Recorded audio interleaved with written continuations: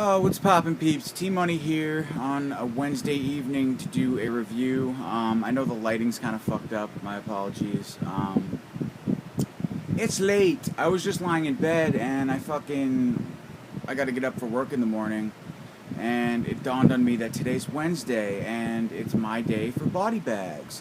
So I'm really sorry that I'm coming so late on this evening, but I wanted to get this review in because I didn't want to leave the team stranded and just bail on a review. But in all honesty, my apologies. I completely spaced. It's been a long day and a long week, so yeah. But I'm actually really happy to do this review here for you guys for a film that I really, really enjoyed. And I know it's been getting a lot of buzz, so a lot of you guys are probably familiar with it by now. But because I think Matt, You and Your Horror Movies, who's also a Body Bags reviewer, had reviewed this himself on his own private channel, You and Your Horror Movies. But regardless, I think it's a film I liked so much that I would like to review. So I think it's one that came out this year, actually just a few weeks ago now, maybe going on a month, that's just worthy of seeing, especially for slasher fans. I mean, this is like, well, I guess so. Lake Nowhere, where to start? I guess I'll just, so this is a Brink Vision release. If you guys aren't familiar with Brink Vision, I think they're kind of like an indie Blu-ray DVD releasing company. I have a few films I can't think of off the top of my head that have been released by this company, but this is by far my favorite. So check them out. I mean, they're an indie company, but this is a Blu-ray DVD combo pack, Lake Nowhere, and it's definitely like, you can tell, a group of close-knit friends or whatever who did this together. A lot of relatives by last name. You can tell, like the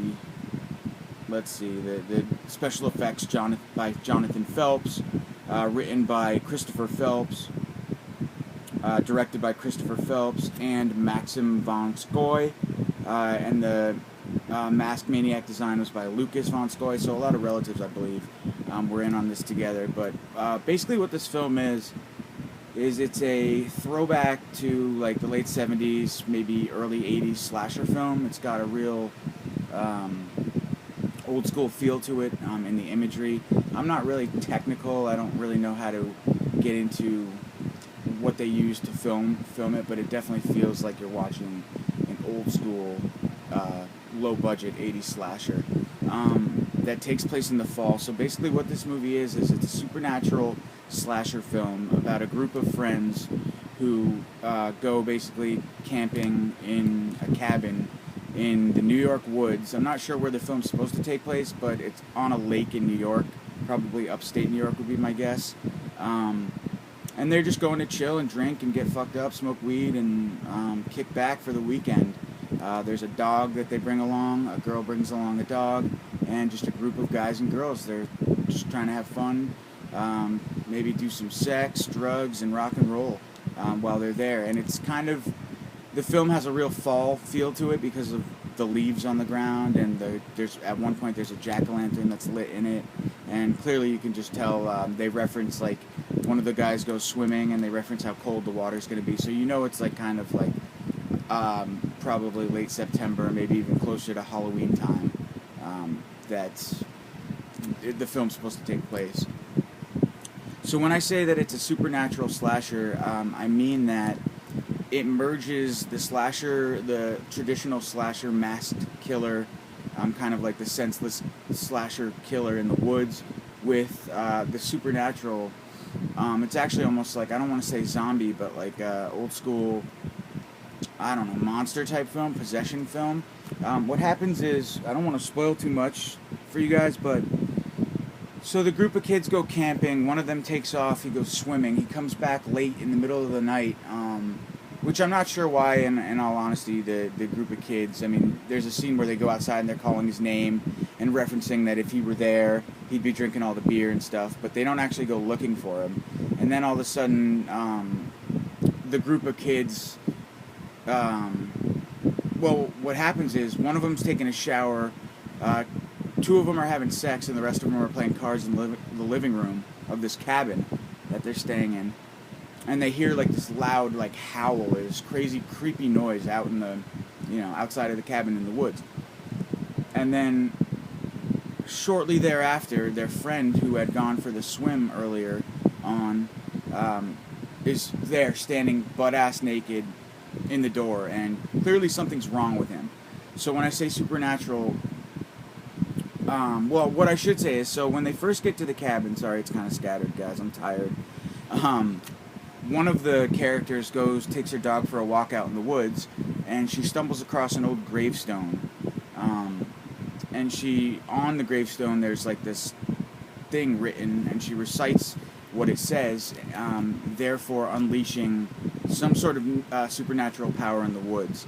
And while she's reading it, her friend, at the same time, the friend is swimming in the ocean. He drowned. Well, I feel like I'm spoiling. Sorry, guys. Anyway, so the supernatural element of the film is brought in after she recites this poem, and there you have it. So later on, like back to what I was saying, they're all in the cabin having sex, playing cards. One of them's in the shower. They hear this crazy howling noise outside, and then their friend appears who went swimming and didn't show up until this is basically late at night now. And he's butt-ass naked standing in the door, and they're like, clearly something's wrong with him. And then from that point on, all hell breaks loose. The slasher comes and stalks them, and something's wrong with the friend. I don't want to say what, but he's clearly not right. He's very pale, very cold, very dead, almost tranced-like, possessed clearly, and he develops a hunger for something. So yeah, sorry guys, kind of a spoiler, but I love this film. It's really good. It mixes a lot of elements of the slasher film that I like. As far as the setting, in the woods, a cabin, group of friends, very traditional.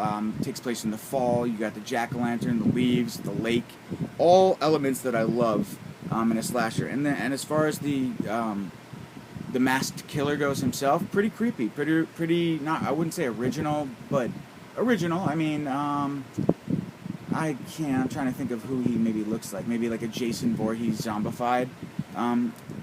I'd say that he resembles kind of close to that.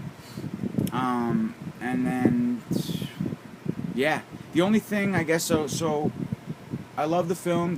My only critique is I think the score is good. I think the only problem that I have with it is that it's short. It's 51 minutes. Plus, in the beginning of the film, you get a bunch of previews, kind of like grindhouse style, like Machete and stuff like that. And there's actually one film, and so that takes up 10 minutes of the film right there, watching these other previews of other potential movies. But there's one called Harvest Man on a side note that looks really awesome. So you guys should take note of that when you're watching, and hopefully they actually make Harvest Man, because it seems like of all the trailers they put in, that's the one they kind of had filmed the most of, and was clearly their most creative and coolest idea. So, but yeah, the special effects and the shortness of the film were the two things that I would critique.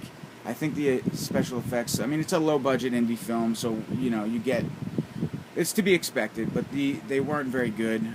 Some were better. They pull it off in some scenes way better than others, but in particular, there's like a beheading scene, which is just like, the guy gets his head chopped off, and then he's standing there and blood squirting out of his body. It's funny. It's just a shitty effect. I don't think it's very good. But it's all practical. There's no CGI, which is a plus. So, yeah.